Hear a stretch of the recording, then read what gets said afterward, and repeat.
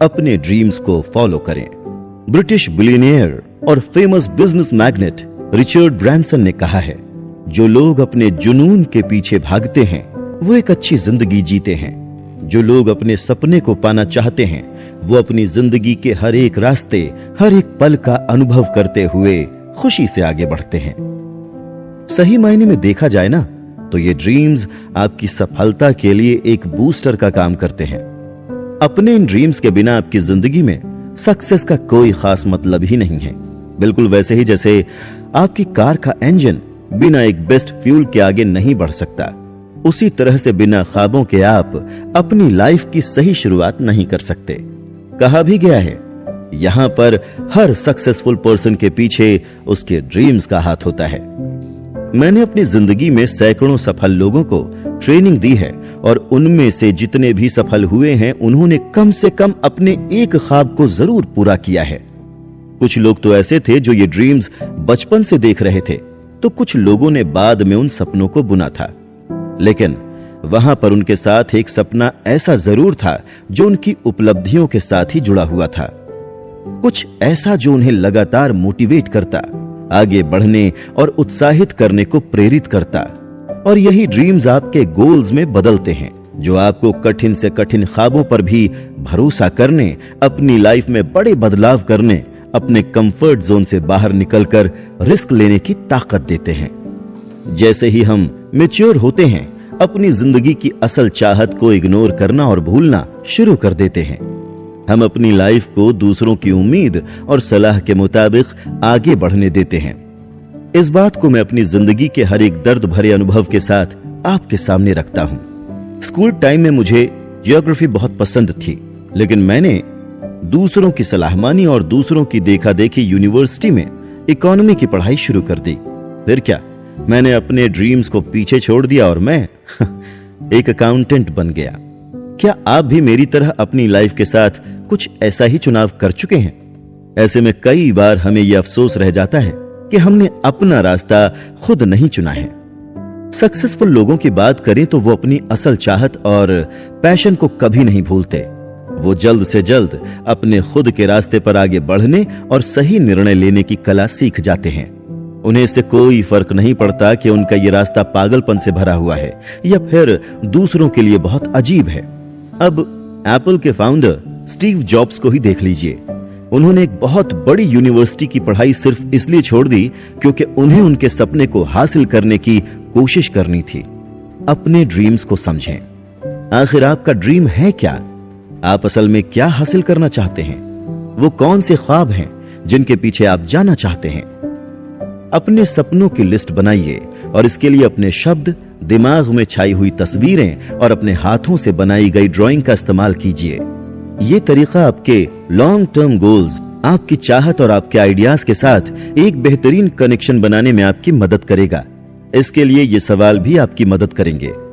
जब आप एक बच्चे थे, आपको क्या करने में मजा आता था और आप क्या बनना चाहते थे? अगर जिंदगी में पैसों की समस्या ना हो तो आप अपने लिए किस तरह का जीवन और काम चुनेंगे?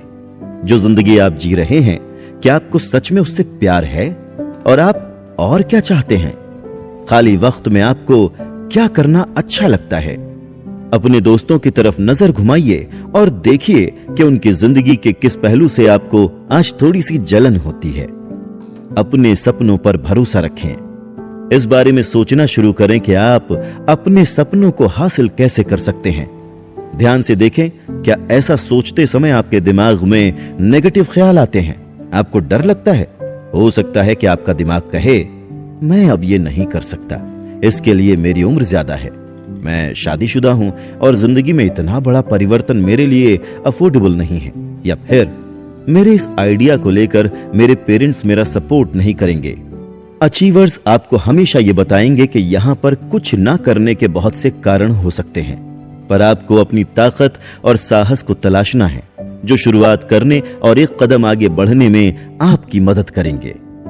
अपने ड्रीम्स को हासिल करने का तरीका खोजें। अपने ड्रीम्स को कैसे अचीव करना है, यह समझना बहुत कठिन और डरावना हो सकता है। इस बुक के बाकी सभी 99 चैप्टर्स में आपको वो क्रिएटिव सॉल्यूशन और टूल्स मिलेंगे यहाँ पर सबसे ज्यादा जरूरी ये समझना होगा कि आप इस वक्त कहां पर हैं और आप कहां पहुंचना चाहते हैं। इन दोनों के बीच का जो अंतर है उसे भरने के लिए आप अपनी जिंदगी में क्या कर सकते हैं। इस अंतर को भरना इतना आसान नहीं होगा। यहां मैं आपको प्रेरित करना चाहता हूं कि आप उनकी मदद लें जो आपके बहुत करीब हैं। सबसे अच्छा होगा कि आप अपने ख्वाबों को उनके साथ जोड़कर देखें ताकि साथ मिलकर आप अपने एक जैसे ख्वाबों को हासिल करने का लक्ष्य बना सकें। दूसरों से हेल्प लें। वास्लाव हैवेल ने कहा है, वो लोग जो अपनी जिंदगी को लेकर बहुत सीरियस होते हैं वो खुद का मजाक बनने के डर से रिस्क नहीं लेते, बल्कि वो लोग जो खुद पर हंसना जानते हैं वो रिस्क लेने और आगे बढ़ने से पीछे नहीं हटते। अक्सर देखा गया है कि मुझे इस बात की जानकारी नहीं है या फिर मैं इस बारे में नहीं जानता, हम ऐसा कहने की हिम्मत ही नहीं जुटा पाते। लेकिन देखा जाए तो ये एक पॉजिटिव तरीका है। ये इस बात की निशानी है कि आप खुद को जरूरत से ज्यादा सीरियसली नहीं लेते हैं। जब आप ये मान लेते हैं कि आपको आपके सामने खड़े इन सवालों का जवाब नहीं मालूम है और आप अपनी इस कमजोरी को छिपाने की कोशिश नहीं करते बल्कि इसे लेकर दूसरों के सामने ईमानदार होते हैं, तो ये आपकी सबसे बड़ी काबिलियत है। और अगर आप हमेशा परफेक्ट होने का ख्वाब देखते हैं तो यकीन मानिए आप आगे चलकर निराश ही होंगे। लेकिन जब आप अपनी कमजोर कड़ियों को खुद एक्सेप्ट कर लेते हैं तब आप ये देखेंगे कि लोग आपकी मदद करने के लिए खुद ही आगे आएंगे। बहुत से लोग अक्सर ये दिखाना चाहते हैं कि उन्हें हर परिस्थिति में क्या करना है ये अच्छी तरह से मालूम है, जबकि देखा जाए तो असल में उन्हें अपनी परेशानियों का ही सही ढंग से पता नहीं होता है। ऐसे वक्त में बहुत से लोग कुछ भी कहते या करते समय खुद को बहुत ही कॉन्फिडेंट दिखाने की कोशिश करते हैं, पर देखा जाए तो इस समय उन्हें सबसे ज्यादा दूसरों की ही मदद की जरूरत होती है। अपने वर्किंग एरिया और घर पर हमेशा ऐसा जताना कि आपके पास हर सवाल का जवाब है, ये खुद पर जरूरत से ज्यादा दबाव बनाने जैसा है। खुलकर ये कह देना कि एक मिनट रुकिए, मुझे सच में इस बारे में कोई जानकारी नहीं है, ये आपकी परेशानी का सीक्रेट सलूशन है। जब जब परिस्थितियां आपको सामने से चुनौती देती हैं, ये जरूरी हो जाता है कि आप उससे पलट कर लड़ें। दूसरों की सलाह मानने के बजाय खुद ये समझने की कोशिश करें कि आपको क्या कहना है और क्या समझना है। अगर आप देखें तो सफल लोग ये मानने से नहीं हिचकिचाते कि वो यहां पर गलत थे या फिर उन्हें इस बात की जानकारी ही नहीं थी। जिंदगी की बात करें तो इसमें बहुत से उतार चढ़ाव आते हैं। हम हर चीज का सही अनुमान नहीं लगा सकते। आप हर बार सही नहीं हो सकते। कई बार यह अच्छा होता है कि बिल्कुल शांत होकर अपने कदम पीछे ले लिए जाएं। ये स्वीकार कर लिया जाए कि इस काम को करने के लिए हमें दूसरों की मदद की जरूरत है। हर बार खुद को बहुत ज्यादा परफेक्ट साबित करना बंद कर दीजिए। अपनी कमजोरियों को पहचानें। जरा इन सवालों पर गौर करें। क्या कई बार ऐसा हुआ है कि आप अपने ख्यालों को लेकर अपनी जिद पर अड़े रहे हैं, ये समझे बिना कि आप यहां पर गलत भी हो सकते हैं? क्या आप अक्सर कुछ चीजों को नजरअंदाज कर देते हैं? क्या आपने ये देखा है कि आप अक्सर एक ही तरीके से काम करना पसंद करते हैं और ये तरीका अब आपका पैटर्न बन गया है? क्या आप हमेशा अपने पार्टनर के साथ बहस जीतना चाहते हैं? क्या आपने महसूस किया है कि आप कभी इस बात पर ध्यान ही नहीं देते कि आपसे कम उम्र के लोग आपसे क्या कहना चाहते हैं? क्या आप भी उन लोगों में से हैं जिन्हें हारना पसंद ही नहीं होता है और वो किसी भी कीमत पर सिर्फ जीत हासिल करने की जिद पकड़े रहते हैं? तो अपनी आदतों को बदलने की कोशिश करें। खुद में फ्लेक्सिबिलिटी लाएं। हर तरह के विचारों को एक्सेप्ट करने के लिए तैयार रहें। जब भी आपको कोई निर्णय लेना हो, किसी चीज को लेकर अपनी राय बनानी हो, किसी सवाल का जवाब देना हो, पहले खुद से सवाल पूछने की आदत डालें। खुद से पूछें कि कहीं आपसे कुछ छूट तो नहीं रहा। खुद से पूछें कि क्या आप सामने खड़ी परेशानी के दोनों पक्षों को सही ढंग से देख पा रहे हैं? अक्सर ये देखा गया है कि अपनी कमजोरी को दूसरों के सामने लाना मुश्किल होता है, लेकिन इसके लिए आप अपने परिवार, दोस्त और वर्किंग पार्टनर्स की मदद ले सकते हैं। जैसे पहले के दौर में राजाओं के राज दरबार में हुआ करता था, वहां पर अक्सर कुछ ऐसे लोग थे जो खास तौर पर राजा के ऊपर उंगली उठाने को ही वहां पर मौजूद होते थे। वो ये बताते थे कि कब उनका राजा बहुत ज्यादा कठोर हो गया है, कब वो गलत निर्णय ले रहा है और कब वो अपने ओपिनियंस को लेकर फ्लेक्सिबल नहीं है। आप खुद सोच कर देखिए, आप अपने लिए क्या पसंद करेंगे? ऐसे लोग जो आपके अपने हैं और आपकी गलतियां गिनवा सकते हैं, या फिर ऐसे दूसरे लोग जो आपकी गलती आपको समझाने के बजाय आप पर हंसेंगे। आपको करना क्या है, खुद पर हंसना सीखें। हमेशा ये देखा गया है कि सफल लोग अपनी जिंदगी में खुद की गलतियों को खुलकर एक्सेप्ट करते हैं। वो अपनी गलत सोच और अपनी गलतियों का बोझ नहीं पालते, बल्कि वो तो खुद को हल्का रखना पसंद करते हैं।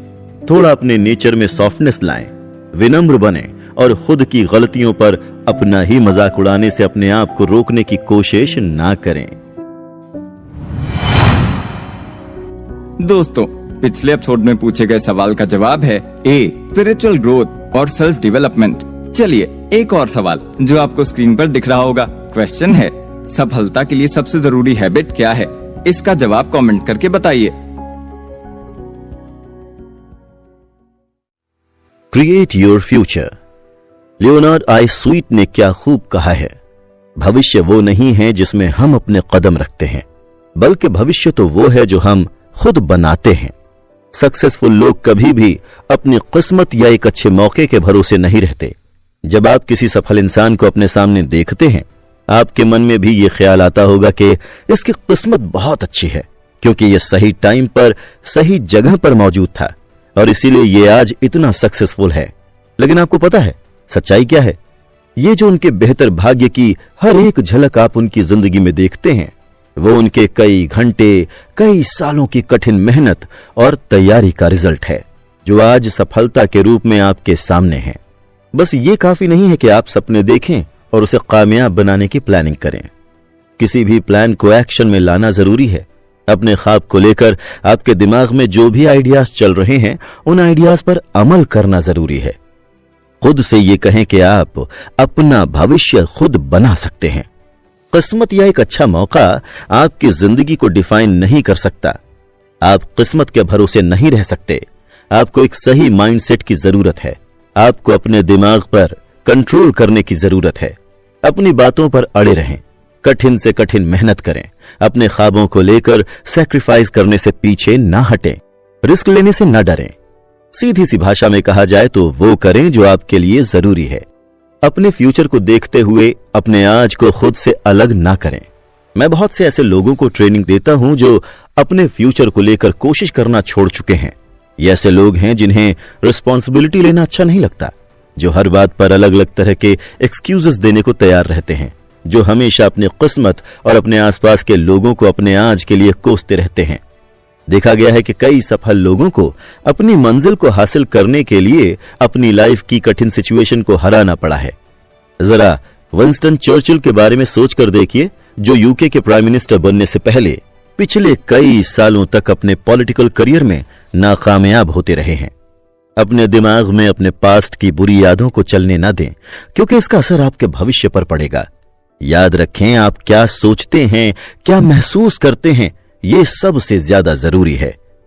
क्या आप भी ये खुद कह सकते हैं कि आप अपना भविष्य खुद डिजाइन कर सकते हैं? क्या आप इस बात पर भरोसा करते हैं? और क्या आप विलियम अर्नेस्ट हेनली की कविता इनविक्टस पर भरोसा करते हैं, जो ये बताती है कि आप अपनी अच्छी किस्मत के मालिक खुद हैं? दूसरों को खुद को झुकाने ना दें। आप अपने सपने अपने परिवार, दोस्त और वर्किंग पार्टनर्स के साथ बांट सकते हैं, लेकिन ऐसा करते समय थोड़ा ध्यान रखें, क्योंकि हमारे आसपास बहुत से लोग ऐसे होते हैं जो लाइफ को लेकर बहुत नेगेटिव होते हैं। ऐसे लोग जेलस और नेगेटिविटी से भरे होते हैं। ये आपका मजाक उड़ाने से भी पीछे नहीं हटेंगे। मैंने जिन लोगों को तैयार किया है, जिन्हें ट्रेनिंग दी है, वो अक्सर अपने ख्वाबों के बारे में अपनों को बताते थे और उन्हें जवाब मिलता था कि क्या तुम मजाक कर रहे हो, ऐसा करना आसान नहीं है, तुम्हें ऐसा नहीं करना चाहिए। लोगों की सबसे बड़ी समस्या यह है कि वो सबसे पहले आपकी प्लानिंग को समझते ही नहीं हैं। सबसे पहले आपको अपने लिए एक ऐसा सपोर्टिंग माहौल चुनना होगा जहां पर आप अपने भविष्य को डिजाइन कर सकें। यहां पर आपको कुछ लोगों से खुद को अलग भी करना पड़ सकता है। ऐसे लोगों से जो जल्दी से चीजों को स्वीकार करने और आपकी प्लानिंग को लेकर पॉजिटिव एटीट्यूड रखने की कोशिश नहीं करते हैं, उन लोगों से खुद को थोड़ा दूर रखना ही बेहतर है। अपने विचारों को रिक्रिएट करें। आप अपना बेहतरीन फ्यूचर खुद बना सकते हैं। क्या इस बात पर भरोसा करने में आपको भी कठिनाई हो रही है? इस तरह की सोच से निजात पाना मुश्किल हो सकता है, लेकिन यह तब बहुत आसान हो जाता है जब आप ये समझने लगते हैं कि आखिर आपके दिमाग में यह ख्याल आया कहां से।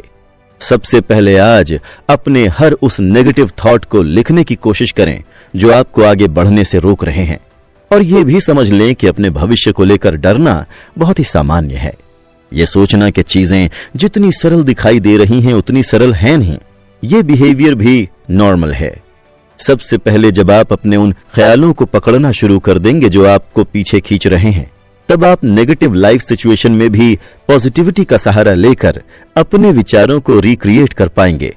जैसे अगर आपको आपकी जॉब से निकाल दिया जाता है तो अफसोस करने के बजाय ये सोचें कि आपको नए अवसर तलाशने और अपने लिए एक नई मंजिल तलाशने की आजादी मिली है। अपने फ्यूचर प्लान्स और अपने ख्वाबों पर एक नजर डालें। खुद से पूछें कि आपको सबसे ज्यादा चिंता किस बात की हो रही है। अपनी जिंदगी के उस सबसे बुरे दौर के बारे में सोचें जो सामने आ सकता है। खुद से पूछें, क्या सच में ऐसा हो सकता है या सिर्फ ये आपका ख्याल है। समझने की कोशिश करें कि क्या यही वो कारण है जो आपको आपके खुशनुमा भविष्य को डिजाइन करने से रोक रहा है। इमोशनली इंटेलिजेंट बने। चार्ल्स आर स्विंडल ने कहा है, आपकी जिंदगी का 10% हिस्सा वो है जो आपके साथ हो रहा है और 90% हिस्सा वो है जो आप इस सिचुएशन को लेकर रिएक्ट कर रहे हैं। क्या आप भी बिना सोचे समझे रिएक्ट करने, जरूरत से ज्यादा नाराज होने और दूसरों से जलने, बहुत जल्दी भड़क जाने के लिए खुद को दोषी मानते हैं? अपने इमोशंस पर कंट्रोल खो देना आपके सफल जिंदगी जीने के मौके को बर्बाद कर सकता है। यह बहुत आसानी से आपकी सफलता और आपकी असफलता के बीच का अंतर साबित हो सकता है। हम अपने आसपास बहुत से इमोशनली वीक लोगों को देखते हैं। ऐसे लोगों को देखते हैं जिनमें इमोशनल इंटेलिजेंस की कमी होती है। बहुत से ऐसे लोग जो बस बेवजह बहस कर रहे हैं। बहुत से ऐसे पेरेंट्स जो सड़कों पर अपने बच्चों के ऊपर चिल्ला रहे हैं, या कुछ ऐसे लोग जो गुस्से में आकर अपने बॉस को बुरा भला कहते हुए उन्हें अपना रेजिग्नेशन लेटर सौंप देते हैं। इमोशनल इंटेलिजेंस या कहें कि भावनात्मक समझदारी का सफल और संतुलित जीवन के लिए होना बहुत जरूरी है। एक बेहतर लाइफ पार्टनर, पेरेंट्स और वर्किंग पार्टनर बनने के लिए इमोशनल इंटेलिजेंस की सबसे ज्यादा जरूरत होती है। यह आपके हर रिश्ते की नींव है, चाहे सफल करियर की बात करें या शादी की या फिर परिवार और बिजनेस पार्टनरशिप की। ये सभी रिश्ते एक गलत इमोशनल डिसीजन से बर्बाद हो सकते हैं। उसे एक मोमेंट को इमोशनल मैडनेस या भावनात्मक पागलपन भी कहते हैं, जो आपके सभी रिश्तों को खराब कर सकता है। सेलिब्रिटी शेफ गॉर्डन रैमजे की तरह दूसरों पर हंसना बहुत आसान है। ये एक ऐसे व्यक्ति हैं जो अपने किचन में चीखते और चिल्लाते हैं, लेकिन एक सक्सेसफुल लाइफ के लिए आपको दूसरों को दुखी करने से बचना चाहिए। दूसरों को डराना, उन्हें परेशान करना आपकी सफल जिंदगी में रुकावट डाल सकता है, और ऐसा करने के लिए बार बार आपको अपनी भावनाओं पर काबू रखना सीखना होगा। और अगर किसी पर नाराज होना या गुस्सा निकालना आपके काम के लिए बहुत जरूरी भी है, तब भी ऐसा करते समय ध्यान रखें, अपनी भावनाओं को कंट्रोल करके रखें ताकि आप बिना सोचे समझे कोई गलत व्यवहार ना कर बैठें, क्योंकि ऐसा करने से आपको अपनी गलतियों के लिए माफी मांगते हुए, शर्मिंदा होते हुए जिंदगी बितानी पड़ सकती है। अगर आप अपनी जिंदगी को दूसरों के नजरिए से देखने की काबिलियत रखते हैं, तो यह इस बात का सबूत है कि आप इमोशनली इंटेलिजेंट हैं और आप में अपनी जिंदगी को लेकर एक अच्छी समझ है। ऐसे लोग अपना सेल्फ कंट्रोल बहुत जल्दी नहीं खोते हैं। ये लाइफ उनकी तरफ जो भी उछाल दे, जैसी भी सिचुएशन उनके सामने आ जाए, उससे लड़ने को, उसका सामना करने को वो हमेशा तैयार रहते हैं। अब खुद को इमोशनली इंटेलिजेंट बनाने के लिए आपको क्या करना है? रिएक्ट करने से पहले सोचें। किसी भी तरह की सिचुएशन सामने आने पर, कोई भी बात सामने आने पर तुरंत रिएक्ट करना अवॉइड करें, क्योंकि बाद में आपको पछतावा हो सकता है। यहां पर आपको खुद से ईमानदार होना पड़ेगा। आपको यह समझना होगा कि उस वक्त आप क्या महसूस कर रहे हैं। आप नाराज हैं, दुखी हैं या आप जेलस हो रहे हैं। जब भी इस तरह का मौका आपके सामने आए, कुछ भी बोलने या कुछ भी करने से पहले खुद को थोड़ा वक्त दें। कुछ सेकंड्स के लिए बिल्कुल खामोश रहें। अगर आप खड़े हुए हैं तो बैठ जाएं। लोग अक्सर बहुत शांति और सुकून महसूस करते हैं जब वो बैठे हुए होते हैं। अगर आपके आसपास कोई ऐसा है जो आपसे उम्मीद कर रहा है कि आप कुछ कहेंगे, तो उनसे वक्त मांगें। उनसे कहें कि आपको कुछ टाइम दें, आप इस बारे में सोचना चाहते हैं। थकान और जरूरत से ज्यादा तनाव आपको इमोशनली रिएक्ट करने पर मजबूर कर देता है। मैं हमेशा ये सलाह देता हूं कि जब भी कोई कठिन काम करना हो तो कुछ देर के लिए उसे छोड़ दें और दूसरे दिन उस पर काम करें। अगर आपको एक डिफिकल्ट ईमेल किसी को लिखना है तो सबसे बेहतर है कि आप 24 घंटे के लिए इंतजार करें, क्योंकि आपको शब्दों का एक जाल बुनने में वक्त लगेगा। इस तरह से आपको समय मिलेगा ताकि आप कुछ अच्छा क्रिएट कर सकें और इसे दोबारा जांच भी सकें। सेंसिटिविटी बनाए रखें। सबसे बड़ी काबिलियत है यह समझना कि दूसरे कैसा महसूस कर रहे हैं, दूसरे आपसे क्या कहना चाहते हैं। इस दुनिया के जो बेस्ट बॉसेस होते हैं उनमें यह स्किल होती है और उन्हें अपनी इस काबिलियत, अपने इस बिहेवियर से प्यार होता है। आप अपने आसपास मौजूद ऐसे लोगों से प्रेरणा ले सकते हैं। एम्पैथी या यूं कहें कि सहानुभूति की बात की जाए तो यहां पर दूसरों को समझने के लिए खुद ठहरने की जरूरत नहीं है। यहां पर आपको उन्हें समझकर उनके हिसाब से जागरूक होकर कदम आगे उठाने की जरूरत है। दूसरों को अपना पूरा वक्त और उन पर पूरा ध्यान देने के लिए अपनी तरफ से कोशिश करनी पड़ती है। दूसरों को समझने के लिए उनसे पूछना पड़ता है कि वो कैसा महसूस कर रहे हैं, वो अपने आसपास की चीजों के साथ कैसे डील कर रहे हैं। और ये बहुत जरूरी भी है, अपने आसपास अपने नजदीकी लोगों को नजरअंदाज ना करें। जो आपके पास हैं उनकी अहमियत समझें, उन्हें बहुत मामूली ना समझें। खुद को इतना व्यस्त न बनाएं कि आपके पास अपने बच्चे, अपने पार्टनर के साथ बैठकर बात करने का भी वक्त ना हो। दूसरों से हटकर कुछ अलग करें। अर्ल नाइटिंगेल कहते हैं, समझने की कोशिश कीजिए कि ज्यादातर लोग क्या कर रहे हैं और आप उससे बिल्कुल उल्टा कीजिए और आप देखेंगे कि आप अपनी पूरी जिंदगी में ज्यादातर गलत साबित नहीं होंगे। जब तक आप ये नहीं समझ लेते कि आपके आसपास ज्यादातर लोग एक सफल जिंदगी जी रहे हैं, तब तक एक उम्मीद होगी कि कोई तो ऐसा होगा जब आप कुछ ऐसा करेंगे जो आपके आसपास के लोगों से अलग हो। देखा जाए तो सफलता कई रूप ले सकती है। यह भीड़ से अलग खड़े होने का नाम भी है तो एवरेज लोगों से ऊपर उठने का भी। जब भीड़ एक तरफ आगे बढ़ती है तब आपको यह बात तय करनी है कि आप दूसरे डायरेक्शन की तरफ आगे बढ़ें। अब इसका मतलब यह नहीं कि ज्यादातर लोग जो कर रहे हैं आपको अलग बनने के लिए उससे कुछ अलग ही करना है, क्योंकि कई बार ज्यादातर लोग जिस रास्ते पर चल रहे होते हैं वही सही रास्ता होता है। आपकी असल चुनौती यह समझने में है कि कब आपको अपने लिए एक अलग रास्ता चुनना है और कब भीड़ के साथ चलते हुए ही कुछ अलग करना है। जैसे आपका दोस्त किसी एक डिग्री को कंप्लीट करने की बार बार बात करता है लेकिन उस पर अमल नहीं करता, तो आप क्या कर सकते हैं? आप चाहे तो अपनी उस पसंदीदा डिग्री को पार्ट टाइम कोर्स की तरह कंप्लीट कर सकते हैं। जैसे अक्सर जब किसी चीज की कीमत गिरती है तो लोग घबराने लगते हैं और वो अपने शेयर्स, अपने घर बेचना शुरू कर सकते हैं। ऐसे में आपको क्या करना है? आपको सिचुएशन को समझना है और बेचने के बजाय उन्हें होल्ड करके रखना है। जैसे ये भी देखा गया है कि कुछ लोग रेगुलर एक्सरसाइज करते हैं, हेल्दी खाना खाते हैं, तो आप उनके जैसा बन सकते हैं। आप उनमें से एक हो सकते हैं जो रेगुलर काम पर जाते हैं, जिम जाते हैं और हेल्दी खाना खाते हैं। देखा गया है कि बहुत से लोग अपनी जॉब छोड़कर अपना खुद का बिजनेस खड़ा करने के लिए अपने सपनों को फॉलो करते हैं। अगर आपको भी लगता है कि आपके भी ऐसे कई सपने हैं और आप भी ऐसा कुछ कर सकते हैं, तो आप भी इनके दिखाए रास्ते पर चल सकते हैं। सिचुएशन को समझते हुए दूसरों से हटकर कुछ अलग करना आपको उलझन में डाल सकता है। यह डरावना भी हो सकता है और आप अकेलापन भी महसूस कर सकते हैं। अपने आसपास के लोगों के खिलाफ जाना, उनके ऑपोजिट डायरेक्शन की तरफ आगे बढ़ना आसान नहीं होता। दोस्त और परिवार के लोगों की सलाह को नजरअंदाज करना बहुत मुश्किल होता है, लेकिन अगर आप तैयार हैं, आप जानते हैं कि आप क्या कर रहे हैं, क्यों कर रहे हैं और आप इसके बारे में दूसरों को समझा सकते हैं, तो कोशिश कीजिए। आपके करीबी आपकी बात समझेंगे और आपके आसपास जरूर आएंगे। अब इसके लिए आपको करना क्या है? अकेले आगे बढ़ना भी सही है। अगर आपको सही लगता है तो ऐसे में लोगों से हटकर कुछ अलग करने, अलग दिखने की आदत डालें। ऐसा करते समय अनकंफर्टेबल फील हो तो परेशानी की बात नहीं है।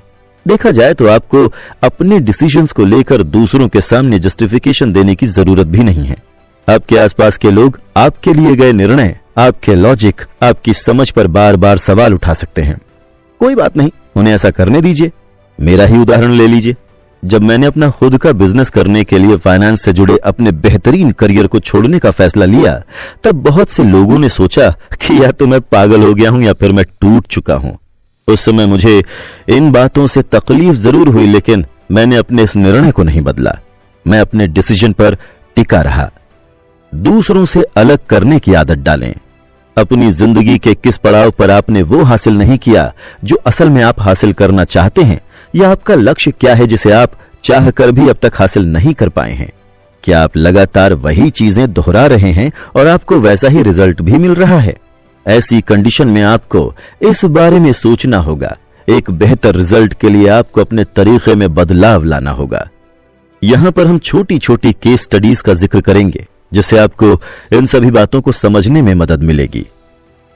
आप जहां अभी काम कर रहे हैं वहां आपको उम्मीद है कि आपका प्रमोशन हो सकता है, और लगातार पिछले 3 सालों से आप इसी उम्मीद में वहां पर टिके हुए हैं, पर आपको अभी तक प्रमोशन नहीं दिया गया है, जबकि आप अपनी तरफ से भरपूर मेहनत कर रहे हैं।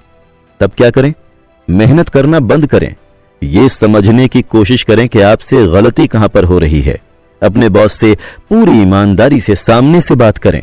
हो सकता है कि शायद कहीं कोई और बेहतर अपॉर्चुनिटी आपके इंतजार में हो, इसीलिए हो सकता है कि आपको रिजाइन करके आगे बढ़ने की जरूरत है। आप ज्यादा से ज्यादा बचत करना चाहते हैं, अपनी सेविंग्स को बढ़ाना चाहते हैं, और हर महीने के अंत में आपको यह दिखता है कि आपके पास पैसे नहीं बचते, तो इससे उल्टा करें। महीने के अंत तक इंतजार करने के बजाय जैसे ही आपकी सैलरी आपके हाथों में आए, कुछ पैसे अलग से रख दें, उन्हें फिक्स डिपॉजिट में जमा कर दें, ताकि आप उन्हें निकाल न पाएं, और उसके बाद जितने पैसे आपके पास बचे हैं बस उसी में से गुजारा करने की कोशिश करें। आप अपनी जिंदगी में किसी अनजान शख्स से मिलना चाहते हैं, लेकिन आप एक ब्लाइंड डेट ऑर्गेनाइज नहीं करना चाहते, तब आप क्या करें? इसका बिल्कुल उल्टा, बहुत सी सोशल एक्टिविटीज और स्पोर्ट्स में हिस्सा लें, और बिना किसी प्लानिंग के हर बार नए लोगों से मिलें। अपने काम को इंटरेस्टिंग बनाएं। वॉरेन बुफे ने कहा है, क्या आप अपने काम को एंजॉय करते हैं? क्या आप हर सुबह बेड से उठने और ऑफिस के लिए तैयार होने पर खुशी महसूस करते हैं? अगर आपके दोनों सवालों के जवाब ना में हैं, तो ऐसे आप अकेले नहीं हैं। सन 2014 में हुए कॉन्फ्रेंस बोर्ड सर्वे में यह देखा गया कि 52% अमेरिकन अपने काम से खुश नहीं हैं, और वहीं हाल ही में हुए CIPD स्टडी में 23% ब्रिटिशर्स ने भी यह दावा किया कि वो अपने लिए नई जॉब तलाश रहे हैं, और इसी सर्वे में सिर्फ 1/3 लोग ऐसे थे जो ये दावा कर रहे थे कि वो अपने काम से खुश हैं। आप खुद इस सर्वे के जरिए देख सकते हैं कि लोगों में कितना तनाव और डिप्रेशन है। यहां तक कि अपनी इस जर्नी पर आगे बढ़ रहे बहुत से थके और उदास चेहरे भी आप देख सकते हैं। अगर आपका काम आपकी जिंदगी का एक बहुत छोटा सा हिस्सा होता तो कोई खास समस्या नहीं होती, लेकिन बदकिस्मती से आपका काम आपकी जिंदगी के बहुत बड़े हिस्से को समेट लेता है। आमतौर पर हर साल आप 2250 घंटे अपने काम पर लगा देते हैं। हफ्ते के 5 वर्किंग डे के हिसाब से आप हर दिन 9 घंटे काम करते हैं, जबकि यहां पर ऑफिस में आने जाने में लगा समय, ओवर टाइम में बिताया गया समय शामिल ही नहीं है, और वो टाइम भी जब आप अपने बिस्तर पर जाने से पहले जरूरी ईमेल पढ़ते हैं। मेरे ज्यादातर स्टूडेंट्स अपने काम से खुश और संतुष्ट नहीं हैं। वो अपने काम को कुछ निराश होकर, दुखी होकर सामने रखते हैं, और अपने काम के लिए बोरिंग, थकान से भरा, सुस्त, तनाव से भरा, दर्दनाक और डरावने जैसे शब्द इस्तेमाल करते हैं। साथ ही दुनिया के अलग अलग हिस्सों में यात्रा करते समय भी मेरा अनुभव कुछ इसी तरह का होता है। इससे कोई फर्क नहीं पड़ता कि लोगों का बैकग्राउंड, उनकी शिक्षा कैसी है, और उन्होंने करियर के रूप में खुद के लिए क्या चुना है। जब तक आप थक नहीं जाते और आपकी किस्मत आपको मौका नहीं देती, तब तक आपको अपनी जिंदगी को चलाने के लिए काम करना ही पड़ता है। लेकिन सबसे अच्छी बात यह है कि आप खुद को यह बता सकते हैं कि आपका आज का दिन आपके ऑफिस में, आपके वर्किंग एरिया में बहुत ही ज्यादा पॉजिटिव और खुशनुमा हो सकता है। कुछ ऐसा हो सकता है कि काम करते हुए आपको मजा भी आ जाए और अपना काम करते वक्त आपको तनाव बिल्कुल भी महसूस ना हो। तो इन बातों पर अमल करें, अपने काम को खुशनुमा बनाएं। अपने वर्किंग डे में उस काम को ज्यादा करने की कोशिश करें जो आपको करना पसंद है, जिसमें आपको मजा आता है, और खुद से पूछें कि क्या आप अपने काम के उस हिस्से को अलग कर सकते हैं जो आप नहीं करना चाहते। अपने बॉस के साथ बैठकर इस विषय पर बात करें। उनसे पूछें कि क्या आपकी नौकरी को कुछ इस तरह से बदला जा सकता है ताकि आप ज्यादा अच्छी तरह से मन लगाकर काम कर सकें। यहां पर हमें यह समझना होगा कि कोई भी बॉस ये नहीं चाहता कि उसका स्टाफ तनाव के साथ और डिमोटिवेट होकर काम करे, लेकिन फिर भी अगर आप अपनी जॉब के उन हिस्सों को बदल नहीं सकते जो आप बदलना चाहते हैं, तो अब आपको अपनी मेंटालिटी को चेंज करना होगा। कुछ अलग अंदाज में सोचना शुरू करें। अपने काम को बोरिंग समझना बंद करें, उससे सीखना शुरू करें। अपने काम में पॉजिटिव फैक्ट्स ढूंढें और उम्मीद के साथ आगे बढ़ें। अपने वर्क प्लेस को मजेदार बनाएं। समझने की कोशिश करें कि आप अपने वर्किंग एनवायरनमेंट को ज्यादा खुशनुमा और लाइट कैसे बना सकते हैं, कैसे स्ट्रेस को अपने वर्क प्लेस से दूर कर सकते हैं। आपके ऑफिस में काम करने वाले अपने दोस्तों से इस बारे में बात करें। उनके वर्क प्लेस पर अगर आपने कोई ऐसी चीज देखी जो आपको अच्छी लगती हो तो उसे अपनाने की कोशिश करें। मैं दर्जनों अलग अलग ऑफिसेज में समय बिता चुका हूं। हर ऑफिस में बाहर या कहीं और कोई तो ऐसी जगह जरूर होती है जहां ऑफिस वर्कर्स एंजॉय कर सकते हैं, जहां वो खुलकर बात कर सकते हैं।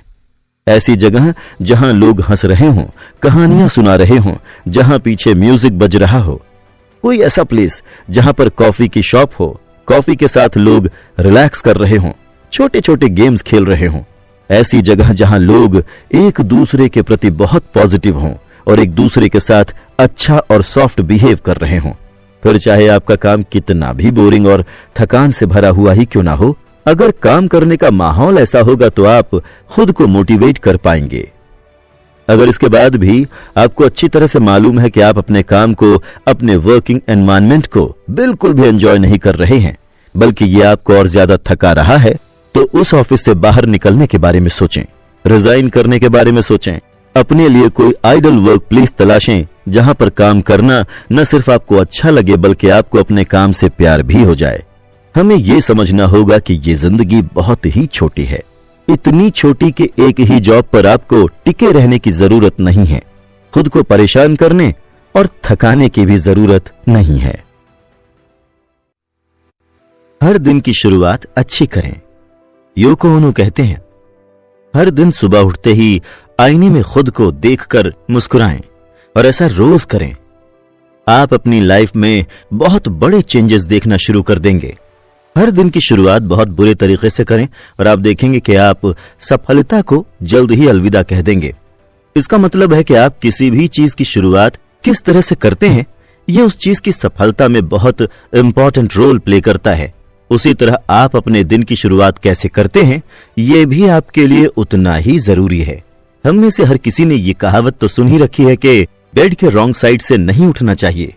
देखा जाए तो ये कहावत है और सुनने में उतनी अच्छी नहीं लगती है, लेकिन इस बात में 100% सच्चाई है। जब भी आप अपनी जिंदगी में कुछ भी करते हैं और अगर आप सफल ना हो पाए तो आपकी असफलता के पीछे बहुत से कारण होते हैं। इसी पर फेमस फिलोसोफर एरिस्टोटल ने कहा है, आप चाहे अपनी तरफ से कितना भी बेहतर क्यों ना कर लें, आपने उसे आधा ही किया है। कहने का मतलब है कि हमारी तरफ से कमी रह ही जाती है। किसी भी काम की शुरुआत उस काम को कंप्लीट करने की जर्नी में बहुत मदद करती है। फिर चाहे आप किसी ऑफिस वर्क की शुरुआत कर रहे हो, कोई डिश पका रहे हो या फिर किसी खेल में पार्टिसिपेट कर रहे हो, हर हालत में शुरुआत बेहतर होनी ही चाहिए।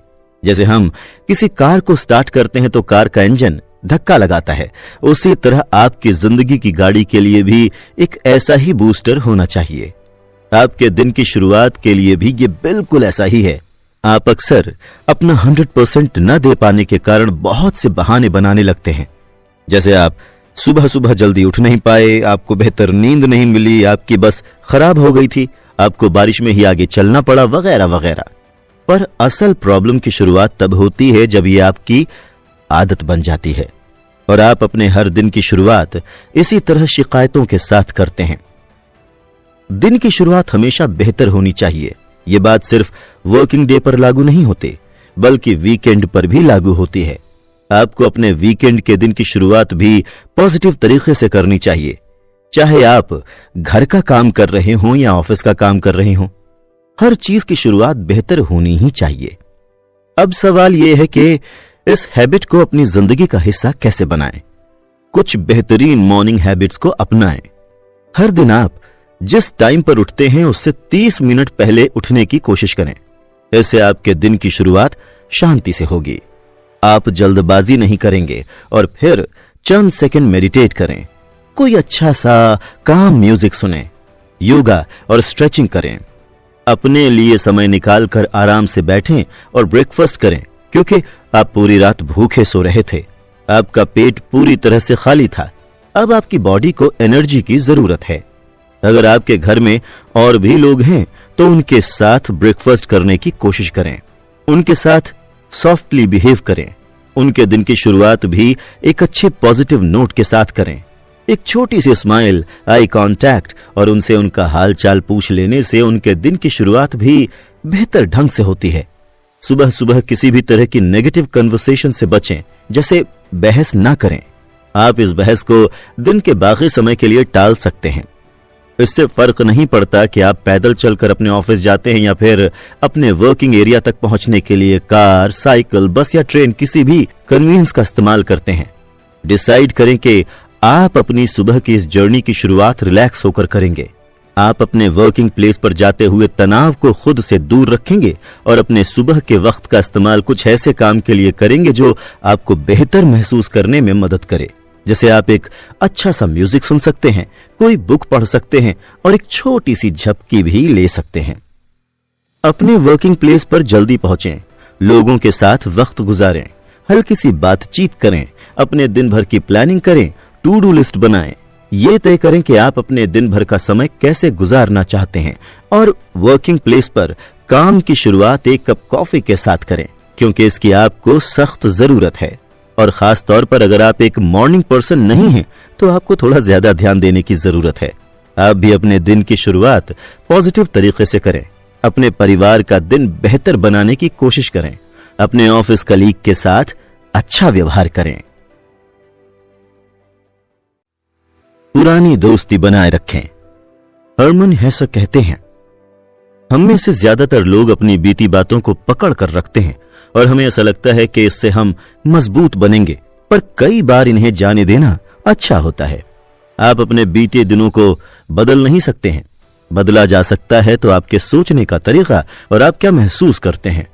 जब भी आप पीछे मुड़कर देखते हैं, क्या आपको कुछ ऐसा याद आता है जिससे आपको परेशानी महसूस होती है या आप उससे दुखी हो जाते हैं? क्या आपको आज भी अफसोस होता है कि आपने एक बेहतर अवसर को अपने हाथों से जाने दिया? क्या रिलेशनशिप में नाकामयाब होने या किसी इंसान को तकलीफ देने का अफसोस आज भी आपको है? क्या आप अपने लिए गए गलत निर्णय को लेकर खुद को दोषी मानते हैं या फिर आप इस बात से परेशान हैं कि लोगों ने आपके साथ क्या किया या आपसे क्या कहा? अगर ऐसा है तो आप अकेले नहीं हैं। हम में से हर कोई इस तरह के विचार और भावनाओं को अपने साथ लेकर चलता है। सोचने वाली बात है कि कैसे वो आज भी आपको प्रभावित कर रहे हैं। क्या बीता वक्त आपको सफलता की राह पर आगे बढ़ने से रोक रहा है? क्या आप किसी काम को करने या फिर कोई जोखिम लेने से डरते हैं? क्या आपको लगता है कि आप पिछली गलतियां दोहरा सकते हैं? आप चाहे तो कह सकते हैं कि नहीं, मैं बिल्कुल ठीक हूं, मुझे ऐसा कुछ भी महसूस नहीं हो रहा है, और इससे आप ठीक महसूस करने लगेंगे। सोचें कि आपका बीता वक्त आपको बिल्कुल परेशान नहीं कर रहा है, लेकिन एक बात का ध्यान रखें, आपके दिमाग में कहीं आज भी वो भावनाएं छुपी हुई हो सकती हैं। मैंने इतने सालों में जितने भी लोगों को ट्रेनिंग दी है, मैंने देखा है कि उनमें से कोई भी अपने अतीत को लेकर पूरी तरह से शांत नहीं है। थोड़ा ध्यान दें, आपकी याददाश्त सिर्फ एक तरफा सोच नहीं रखती है। ऐसा नहीं है कि सिर्फ नकारात्मक बातें आपको याद रहती हैं और बीती घटनाओं से जुड़ी सकारात्मक चीजें आप भूल जाते हैं। ये सोच लेना कि आप बहुत दुखी हैं और पास्ट में आप परेशान हो चुके हैं, ये सिर्फ आधा सच हो सकता है कि आप उन घटनाओं को लेकर पूरी समझ नहीं रखते हैं और शायद आपको याद ना हो कि दरअसल हुआ क्या था। जैसे उदाहरण के लिए, आपके पेरेंट्स ने आपको खुद से दूर किया था कि आप अपनी जिंदगी के निर्णय खुद ले सकें, लेकिन आप उनसे दूरी महसूस करने लगे हैं। अपने पहले इंटरव्यू में फेल होने की तकलीफ आप महसूस कर रहे हैं। आप इसके लिए खुद को दोषी मानते हैं, जबकि सच्चाई यह है कि आपका बॉस कुछ ऐसा था जिसके साथ काम करना किसी के लिए भी आसान नहीं था। खुद को भ्रम से बाहर निकालें। अपने बीते वक्त की प्रॉब्लम्स को समझने और उसके बारे में बात करने के लिए तैयार रहें। अगर चीजें ठीक ना हो तो सब कुछ ठीक होने का दावा ना करें। मेरा एक दोस्त था जिसने अपने तलाक के बाद 20 सालों तक अपने बच्चों को नहीं देखा था। मैं समझ सकता था कि इस बात का उस पर क्या प्रभाव पड़ा होगा, कैसे वो अपनी जिंदगी को लेकर कठोर और नेगेटिव हो गया होगा। वो हमेशा ये दिखाने की कोशिश करता और कहता कि अगर मेरे बच्चे मुझे नहीं देखना चाहते तो कोई बात नहीं, मैं ठीक हूं। और समय के साथ आखिरकार उसने मुझसे खुलकर अपनी बात कही। उसने अपने नुकसान और दर्द के बारे में मुझे बताया और उसके बाद वो अपने बच्चों से वापस जुड़ गया। समझने की कोशिश करें कि वाकई क्या हो रहा है। क्या आपके बीते वक्त में कुछ ऐसे पल और मौके आए हैं जिनको लेकर आप कॉन्फिडेंट नहीं हैं? समझने की कोशिश करें कि आखिर हुआ क्या था। अपने परिवार और अपने दोस्तों से बात करें। अगर जरूरत महसूस हो तो हिप्नोसिस जैसी थेरेपी का सहारा आप ले सकते हैं। उम्मीद है कि आप इसके बाद खुद के बारे में समझ पाएंगे और वो उस डर से बेहतर होगा जो आप महसूस करते रहे हैं। इससे कोई फर्क नहीं पड़ता कि ऐसी कोई चीज है या नहीं। आप उन चीजों से आगे नहीं बढ़ सकते जिसे आप समझ नहीं पा रहे हैं। बीते वक्त की मदद से आगे बढ़ें। आपके बीते हुए वक्त का वो कौन सा एहसास है, वो कौन सा सबक है जो आज आपकी मदद कर सकता है। अपनी आदतों के पैटर्न को तलाशने की कोशिश करें। क्या आप अपनी जिम्मेदारी से भाग रहे हैं? क्या आप आगे बढ़कर बोलने से डरते हैं? क्या आप अपनी जिंदगी में उन लोगों को हमेशा बुलाते हैं जो आपको कंट्रोल में रख सकें? ब्रेक लेना जरूरी है। माया एंजेलो कहती हैं, यहां हर किसी की जिंदगी में एक ऐसा दिन होना चाहिए जब उसके पास ना तो कोई समस्या हो और न ही उसे समाधान ढूंढने की जरूरत पड़े। हम में से हर किसी को उन बातों की फिक्र नहीं करनी चाहिए जिसका हल हम खुद नहीं निकाल सकते। क्या आप भी यूके के उन 50% लोगों में से एक हैं जो सभी पेड एनुअल लीव का फायदा नहीं उठाते हैं? सन 2014 में हैरिश पूल के आंकड़े बताते हैं कि ब्रिटेन के 45% लोग छुट्टियों के दिन भी ऑफिस का काम करते हैं। ऐसे में अगर हमारे काम की वजह से तनाव, थकान और कमजोरी बढ़ती जा रही है तो क्या इसमें कोई आश्चर्य की बात है? अगर आप काम के बीच में ब्रेक नहीं ले पा रहे हैं तो आप अपने करियर को मुश्किल में डाल रहे हैं। 20वें दशक के अंत में मैं हांगकांग की एक कंपनी में फाइनेंस डायरेक्टर था। मुझे कई महीनों तक कई घंटे काम करना पड़ता था। यहां पर ब्रेक और छुट्टियों के लिए कोई वक्त नहीं था। तनाव और थकान ने मुझे मजबूर किया और मैंने डिसाइड किया कि मुझे अब इस्तीफा दे देना चाहिए। देखा जाए तो यह कुछ ऐसा था जैसे मैं बहुत तेज स्पीड से ट्रेडमिल पर भाग रहा था, वो भी कई घंटों से, और फिर मैं थक कर गिर गया।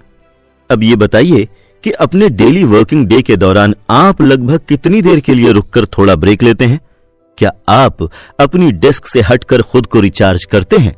और अगर काम के दौरान आप बहुत कम ब्रेक लेते हैं तो इससे आपकी प्रोडक्टिविटी खत्म हो सकती है। स्टीफन कोवे, जो कि एक बिजनेस ऑथर हैं, वो बताते हैं कि जब आप एक पेड़ को नीचे गिराने के बारे में सोचते हैं तो आपको सबसे पहले अपने हथियार की धार को तेज करना होगा। इसी तरह से लगातार काम पर लगे रहने से आप थक जाएंगे और आपकी काबिलियत खत्म हो जाएगी। यहां तक कि जब मैं ये किताब लिख रहा हूं तब भी मुझे अच्छी तरह से पता है कि बिना आराम किए लगातार इसी तरह काम करते रहने से मेरी प्रोडक्टिविटी कैसे घट जाएगी। जब भी मुझे लगता है कि मेरा कंसंट्रेशन गायब हो रहा है तो मैं जल्दी से ब्रेक ले लेता हूं ताकि मैं दोबारा बहुत सारी एनर्जी के साथ वापस अपने काम पर लौट सकूं। लंबी छुट्टियां लेने से आप दोबारा से अपने काम पर बहुत अच्छी तरह से फोकस कर पाते हैं। इससे आपको यह समझने में मदद मिलती है कि आप अपने टाइम के साथ क्या करना चाहते हैं। जब आप अपने आसपास के माहौल से थोड़ा दूर होते हैं और डेली रूटीन से हटकर कुछ नया देखते हैं, तब सही मायने में आप ये समझ पाते हैं कि आपको क्या करना है और आप क्या करना चाहते हैं। पूरे दिन में छोटे छोटे ब्रेक लें। आपको करना क्या है? हर 25 मिनट में 5 मिनट का ब्रेक लें। हर 2 घंटे में 1 घंटे का लंबा ब्रेक लें। आपके घर या फिर ऑफिस के काम में इसी तरह से लिया गया छोटा छोटा ब्रेक आपके दिमाग को तेज बनाता है। आप इन चीजों को लेकर ज्यादा जागरूक बनते हैं और आपकी फोकस करने की पावर भी इससे बढ़ती है। इसे पोमोडोरो टेक्निक कहा जाता है। ये एक टाइम मैनेजमेंट टूल है जिसे फ्रांसिस्को सिरिलो ने बनाया है, जो एक इटालियन है। ये टेक्निक बताती है कि कैसे आप अपने मानसिक थकान को ब्रेक लेकर कम कर सकते हैं। तो इसे समझने के बाद क्यों न आप इस आइडिया को अपने साथ काम करने वाले लोगों के साथ भी शेयर करें। इस तरह से आप लंबे समय तक मीटिंग में फंसे रहने और बहुत देर तक कंप्यूटर स्क्रीन के सामने बैठने से बच सकते हैं। जब छुट्टियों पर हों तो सिर्फ छुट्टियों पर ही फोकस करें। जितने भी एनुअल लीव्स के आप हकदार हैं उनका खुलकर उपयोग करें। अगर जरूरी लगे तो इन हॉलीडेज को छोटे छोटे ब्रेक्स में डिवाइड करें। इन्हें लेने के लिए जो भी जरूरी हो वो कदम जरूर उठाएं। हमारी जिंदगी बहुत छोटी है। आप अपने काम से जब भी दूर हों तो जिंदगी का पूरा आनंद उठाएं। अच्छी तरह से अपने लिए प्लानिंग करें। ये सोचकर पीछे ना हटें कि आप अपने काम से इस वक्त दूर हैं। मैंने बहुत से ऐसे लोगों को ट्रेनिंग दी है जो अपने काम से छुट्टियां लेने पर खुद को दोष देते हैं या फिर जिन्हें काम से दूर होना पसंद ही नहीं है। जब आप हॉलीडे पर हों तो अपनी ईमेल्स को चेक ना करें, अपना फोन ऑफ रखें। अगर बहुत जरूरी भी हो तो भी दिन में सिर्फ एक बार जरूर वॉइस मेल और मैसेजेस चेक कर सकते हैं। क्या आपके बॉस आपकी छुट्टियों के इस स्विचिंग ऑफ टाइम में आपकी मदद करते हैं, आपको सपोर्ट करते हैं? अगर बॉस के साथ इस बात पर प्रॉब्लम हो तो उनसे बात करें, उन्हें समझाने की कोशिश करें। अपनी जिंदगी के नियम खुद बनाने का साहस रखें। आप कैसे काम करेंगे, छुट्टियों के दिन किस तरह से अपनी लाइफ को एंजॉय करेंगे, ये तय करना आपके लिए जरूरी है। सप्ताह के आखिरी दिनों की प्लानिंग इस तरह से करें। देखा जाए तो हफ्ते में 2 दिन छुट्टियों के होते हैं। इन खास दिनों के लिए नियम बनाएं, जैसे कि तय करें कि आप वीकेंड के दौरान सिर्फ 1 या 2 बार ही अपना फोन और ईमेल्स चेक करेंगे। और अगर आप ऐसा नहीं करते हैं तो फिर आप वर्किंग डे पर एक नए सिरे से पूरी एनर्जी के साथ काम पर लौटने की उम्मीद भी कैसे कर सकते हैं। सीखना जारी रखें। एल्विन टॉफलर कहते हैं, 21st सेंचुरी में अनपढ़ वो लोग नहीं होंगे जो पढ़ लिख नहीं सकते, बल्कि वो लोग होंगे जो सीख नहीं सकते और जो सीखी हुई बातों को भूलकर दोबारा से कुछ नया नहीं सीख सकते। जब एक बार आप सीखना बंद कर देते हैं तो इसका मतलब है कि आप जिंदगी जीना बंद कर देते हैं। मैंने 20 साल की उम्र में ये कहावत एल्बर्ट आइंस्टीन से सुनी थी। उस समय मुझे ये बात बिल्कुल बेकार लगी, लेकिन मैं कितना गलत था। सीखना और सफलता ये दोनों एक दूसरे से जुड़े हुए हैं। ये सोचने की गलती बिल्कुल ना करें कि जब आपके फाइनल एग्जाम्स खत्म हो जाते हैं तब आपके सीखने का पीरियड भी खत्म हो जाता है। मैं भी कुछ ऐसा ही सोचता था, लेकिन यूनिवर्सिटी कंप्लीट करने के बाद जब मैंने बड़े शान के साथ अपनी दादी से कहा कि मैंने अपनी पढ़ाई पूरी कर ली तो वो हंसने लगी और उन्होंने मुझसे कहा, तुम सीखना कभी बंद नहीं कर सकते, क्योंकि जिंदगी लगातार हमें कुछ न कुछ नया सिखाती ही रहती है। तो सीखना क्या है? सीखना कोई काम या फिर एक्टिविटी नहीं है, ये एक सोच है। चीजों को सुनने की, समझने की, अपने दिमाग को खोलने की। ये एक तरह की चाहत है जो आपको ये समझने का मौका देती है कि क्या आपकी ये सोच आपके लिए जरूरी है और क्या वो कल सही हो सकती है। सवाल यह है कि ये सीखने की चाहत आपको जिंदगी के किन क्षेत्रों में फायदा पहुंचा सकती है। क्या कुछ इसी तरह से आप अपने फाइनेंस से जुड़े मुद्दों को कंट्रोल करते हैं, अपने बच्चों की परवरिश करते हैं और अपने बॉस को भी मैनेज करके रखते हैं। हमारी खुशकिस्मती है कि जिंदगी एक यूनिवर्सिटी की तरह है, जहां हर वो चीज जो आप करते हैं, जिसका आप अनुभव लेते हैं, वो आपको कुछ न कुछ सिखाती ही है। आपके अंदर एक नई सोच, समझ, एहसास जगाती है। आप उस एहसास को भूलने या नजरअंदाज करने की कोशिश कर सकते हैं जो आपके साथ ठीक नहीं था, लेकिन आपको ऐसा नहीं करना चाहिए, क्योंकि आपकी गलतियां, आपके कड़वे एहसास और उनसे मिले सबक बहुत ही वैल्यूएबल होते हैं। अपने जिंदगी के सबसे कठिन दौर से आप सबसे अच्छा लेसन सीख सकते हैं। अपनी नॉलेज को बढ़ाना, किसी भी बात की जड़ तक जाना, उसे गहराई से समझना, नई चीजों को सीखना अपने आप में सफलता का एक दूसरा रूप है। जो काम आपको बहुत थका देने वाले, बोरिंग या बहुत आसान लगते हों, उन्हें कुछ नया सीखने के अवसर के रूप में देखें। उनसे कुछ नया सीखने की कोशिश करें। बिना किसी उत्साह के ऑटो पायलट मोड पर जाकर किसी काम को सिर्फ इसलिए ना करें क्योंकि वो काम बहुत आसान है और आप इसे पहले कई बार कर चुके हैं और यह आपको बोरिंग लगता है। आप नए सिरे से क्या सीखना चाहते हैं? आप एक ऐसी दुनिया में रहते हैं जहां लगातार इंफॉर्मेशन और नॉलेज विकसित होता रहता है, जहां हर दूसरे दिन एक इंफॉर्मेशन पुरानी हो जाती है और कुछ नया ही सामने आ जाता है। आप अपने चारों ओर से नए अपडेट, नई प्रक्रियाएं, सोचने के नए तरीके और नए प्रोडक्ट से घिरे हुए हैं। आपको हर दिन इन नई चीजों के बारे में जानने की जरूरत होती है। अब यह आपके ऊपर है कि आप इन चीजों को लेकर कितने जागरूक हैं। आपको हमेशा नए विचार और नई सोच के बारे में समझने और जानने को तैयार रहना चाहिए, यहां तक कि आपको दूसरों के नजरिए से खुद के बारे में सोचने को भी तैयार रहना चाहिए। यहां एक नई टीवी को उसके मैनुअल के जरिए सीखना बहुत आसान है, जबकि वहीं अपने कलीग की हर रोज बदल रही सोच को समझना उतना ही ज्यादा मुश्किल है। अपने आसपास अपनी जिंदगी की कुछ पुरानी यादों को अच्छी तरह से पकड़कर आप अपने दिमाग को और ज्यादा तेज बना सकते हैं। आज आप क्या सीखने वाले हैं? अपने हर दिन के आखिर में खुद से सवाल पूछें। खुद से पूछें कि मैंने आज क्या सीखा और जो कुछ भी मैंने आज सीखा है, क्या यह मुझे और ज्यादा सफल बनाने में मेरी मदद कर सकता है? कई बार आपको जवाब मिलेगा, बिल्कुल। वहीं कई बार आप इस बारे में कोई राय नहीं बना पाएंगे। इस तरह हर दिन खुद से सवाल पूछने की ये आदत आपको नई सोच और नई समझ देगी और अपने इन सवालों से आपको जो भी जवाब मिलता है, साथ ही साथ उन्हें लिखने की आदत भी डालें। आपकी जिंदगी में ऐसे दिन भी आएंगे जब आपके साथ वो होगा जो आपने प्लान नहीं किया था। ऐसे में कुछ एक्स्ट्रा समय निकालें और समझने की कोशिश करें कि आप इस तरह के मौके से, इस पल से क्या नया सीख सकते हैं। दिल की सुने। एंजेलिना जोली कहती हैं, जब मैं चीजों को लेकर बहुत लॉजिकल हो जाती हूं, तब मुझे अपनी काबिलियत पर भरोसा नहीं होता है और तभी मैं मुसीबत में पड़ती हूं। ये जो आपकी गट फीलिंग होती है ना, यह आपकी सफलता का सीक्रेट तरीका है। अब सवाल यह है कि आप अपनी इस गट फीलिंग को, अपने इस आभास को किस तरह से सुनते हैं। आप कुछ खास विकल्पों पर ध्यान देते हैं और उनमें से कुछ आपको सबसे अच्छे लगते हैं।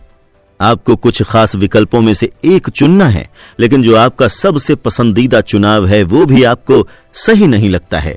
आप एक निर्णय लेने की कोशिश करते हैं, लेकिन आपको अपनी प्लानिंग गलत महसूस होती है और आपके आसपास ऐसा कोई है जो आपको अनकंफर्टेबल और नर्वस करने की कोशिश करता है और इस तरह की सिचुएशन में आपको डर लगता है और आप इसे छोड़ना चाहते हैं। फिर आपको ऐसा लगने लगता है जैसे कि आप जो कुछ कर रहे हैं वो सही नहीं हो रहा है। आपको ऐसा भी महसूस होता है जैसे कोई मुसीबत में है और आप उनसे मिलने चले जाते हैं। आपको यह लगता है कि आपके नए बॉस के साथ आपका काम ज्यादा अच्छे से हो सकता है। क्या आपने कभी भी जागरूक होकर अपने अंदर की फीलिंग को समझने की कोशिश की है? क्या आप खुद से इसके बारे में कुछ सवाल करते हैं? क्या आप कभी खुद से पूछते हैं कि मैं, इस इंसान, इस परिस्थिति और इन निर्णयों के बारे में क्या सोचता हूं? अपनी सोच और अपने एहसास पर भरोसा करके आप अपने वर्क प्लेस और उससे बाहर भी अपनी खुद की मदद कर सकते हैं। खतरा तो तब बहुत बढ़ जाता है जब आप बाहर की आवाज को खुद पर भारी होने देते हैं, जब आप दूसरे लोगों की सोच और उनकी समझ को अपनी सोच पर ज्यादा तवज्जो देते हैं। अपनी गट फीलिंग, अपने अंदर की सोच को समझने और सुनने की हिम्मत रखें। सफल लोग ये अच्छी तरह से जानते हैं कि कब उन्हें अलग अलग टूल्स और अपनी स्किल्स का इस्तेमाल करना है और कब उन्हें अपने अंदर की सोच को फॉलो करना है। हाँ, ये बिल्कुल ठीक है कि किसी भी डिसीजन पर पहुंचते समय आपके सामने उपलब्ध विकल्पों के साथ साथ जरूरी इंफॉर्मेशन का ध्यान रखें, लेकिन उससे भी ज्यादा जरूरी है कि अपने अंदर की आवाज को सुने। फेमस जर्नलिस्ट मैल्कम ग्लैडवेल ने कहा है, अपने अंदर की सोच को समझकर उसके साथ बैलेंस बनाकर चलना ही सही तरीका है। अपने डाउट्स को, अपनी शंकाओं को खुद पर हावी ना होने दें। आपको अपने अंदर की आवाज को सुनना और समझना थोड़ा अजीब लग सकता है, मैंने ऐसे बहुत से लोगों को ट्रेनिंग दी है, जैसे कि इंजीनियर्स और अकाउंटेंट्स जो लॉजिक्स पर ज्यादा काम करते हैं। वो अपने अंदर की आवाज को सुनना पसंद ही नहीं करते। वो अपनी भावनाओं को समझना ही नहीं चाहते। ये समझने के बजाय कि वो इस वक्त कैसा महसूस कर रहे हैं, वो ये ज्यादा समझना चाहते हैं कि उनके आसपास के फैक्ट्स उनसे क्या कह रहे हैं। अपने अंदर की भावना को समझने और उसके साथ काम करने के लिए, अपने आप को ज्यादा जागरूक बनाने के लिए उस समय के बारे में सोचिए जब आपको यह अनुमान लगाना होगा कि क्या करना चाहिए, क्योंकि ये अच्छा डिसीजन साबित हो सकता है। आपने अपनी सोच को पूरी तरह से नजरअंदाज कर दिया और आप एक दूसरे ऑप्शन के साथ चले गए। लेकिन प्रॉब्लम तब होती है जब आपको यह पता चलता है कि आपकी सोच सही थी। आपको बहुत ज्यादा लॉजिकल बनने, फैक्ट के साथ चलने और बहुत प्रैक्टिकल होने की जरूरत नहीं है। आप दोनों तरह की सोच को एक साथ लेकर चल सकते हैं। आप फैक्ट्स और डेटा को अच्छी तरह से समझकर खुद को शांत रखें और अपनी आवाज सुने। अपने अंदर की आवाज को सुनने, अपनी फीलिंग्स को समझने का सबसे अच्छा तरीका है शांत रहना। इसके लिए एक शांत जगह की तलाश करें। अपने विचारों को थोड़ा कम करें, अपने दिमाग को पहले शांत करें। आपका सबसे पहला लक्ष्य अपने दिमाग में चल रहे उस शोर को खत्म करना है, उन सभी विचारों को कम करना है जो इधर उधर से आपके दिमाग में आ रहे हैं। और इस तरह की शुरुआत करने के लिए मेडिटेशन क्लास सबसे बेहतर ऑप्शन है। मेडिटेशन टीचर इस काम में आपकी मदद कर सकते हैं। और जब आप मेडिटेशन के साथ कंफर्टेबल हो जाएं, जब आपको मेडिटेशन करने की आदत लग जाए, आप बिना किसी टीचर के अकेले ही से प्रैक्टिस कर सकते हैं और अपने घर में अपने पार्टनर के साथ भी इसे प्रैक्टिस कर सकते हैं। तनाव को दूर करें। टेरी गिलमेट्स कहते हैं, तनाव की बात करें तो यह आज के दौर का एक हिस्सा है। हर किसी की जिंदगी में तनाव जरूर है, लेकिन अगर आप इसे अच्छी तरह से मेंटेन करना नहीं जानते हैं तो ये और ज्यादा बढ़ सकता है और आपकी जिंदगी पर हावी भी हो सकता है। तनाव आपकी जिंदगी को खत्म कर सकता है। यह तनाव आपके सपनों को आपसे छीन सकता है। यह आपकी खुशियों को चुरा सकता है, आपकी सेहत को बर्बाद कर सकता है। यह आपके घर में झगड़ों की वजह बन सकता है, आपके करियर से जुड़ी प्लानिंग को पूरी तरह से खत्म कर सकता है। और यह तनाव और ज्यादा हावी तब हो जाता है जब आप अपनी जिंदगी में शांत और कंफर्टेबल महसूस नहीं करते हैं, या फिर आपके साथ इनमें से कुछ हो, जैसे आपके बॉस की तरफ से आया दबाव आप पर हावी हो रहा हो, जब आपके लाइफ पार्टनर की डिमांड, उनकी अलग अलग रिक्वेस्ट आपको थका देती हो। अपने ऑफिस में बहुत लंबे समय तक काम करने के बाद आप उदास हो जाते हैं। आपने अपने करियर को लेकर गलत निर्णय लिया है और अब आप बुरा महसूस कर रहे हैं। आपके पास खुद पर ध्यान देने का वक्त ही नहीं है। आप अपने बच्चे की पढ़ाई, उसकी सफलता और उसकी हेल्थ के बारे में सोच सोच कर परेशान हो रहे हैं। कई बार आपको जल्द ही यह अच्छी तरह से पता चल जाएगा कि वो क्या चीज है जो आपको आपकी जिंदगी में कमजोर बना रही है। लेकिन कभी कभी हो सकता है कि जब तक आप अपने शरीर में तनाव महसूस न करने लगे, तब तक आपको अपने साथ कुछ भी गलत होने का एहसास ही ना हो। और ये जो तनाव होता है ना, वो हर किसी के लिए बहुत यूनिक होता है, लेकिन इसका कारण चाहे कुछ भी हो, इसको लेकर सामने वाले के लक्षण हमेशा एक जैसे ही होते हैं। तो इसे समझने के लिए खुद से सवाल पूछें कि क्या आपने इनमें से किसी भी तरह के लक्षण को अपनी जिंदगी में अनुभव किया है। जैसे आपकी शक्ति कम होने लगी है, आपको भूख कम लगती है, आपकी पीठ में दर्द होता है, आपको नींद अच्छी नहीं आती, आप अच्छी तरह से देख नहीं पा रहे हैं, आपके सर में दर्द होता है, आप डिप्रेशन महसूस करते हैं, आप थका हुआ महसूस करते हैं, आप बात बात पर बहुत जल्द नाराज होने लगे हैं, आपको गुस्सा ज्यादा आने लगा है, आपको कुछ भी करने का मन नहीं करता, आप अपनी जिंदगी से उदास हो गए हैं। मेरे पिता अक्सर मुझसे ये कहा करते थे कि 1 साल के अंदर ही तुम ये भूल जाओगे कि आखिर आज तुम्हें स्ट्रेस किस बात का था। फिर ऐसे में आज परेशान होने का क्या मतलब है। और अफसोस की बात है कि हम में से ज्यादातर लोग ऐसा ही करते हैं। लेकिन सवाल यह है कि आप इसके बारे में क्या कर सकते हैं। ऐसे बने कि लोग आपको पसंद करें। एलन कूपर कहते हैं, अगर आप चाहते हैं कि कोई यूजर आपके सॉफ्टवेयर को पसंद करे, तो आपको उसे कुछ इस तरह से डिजाइन करना होगा कि वो उसे आकर्षक लगे। अगर देखा जाए तो उस लाइफ को आप सक्सेसफुल लाइफ कह सकते हैं, जिसमें आपके साथ आपके दोस्त भी शामिल हों। क्योंकि ऐसे में अगर आपके आसपास के लोग आपको पसंद करते हैं तो आपको उनसे मदद मिलती है। लेकिन अगर आपको ये लगता है कि ऐसा नहीं है तो आपको इस बारे में थोड़ा सोचना होगा। आपको सोचना होगा कि आपका व्यवहार उनके प्रति कैसा है। क्या आप उन्हें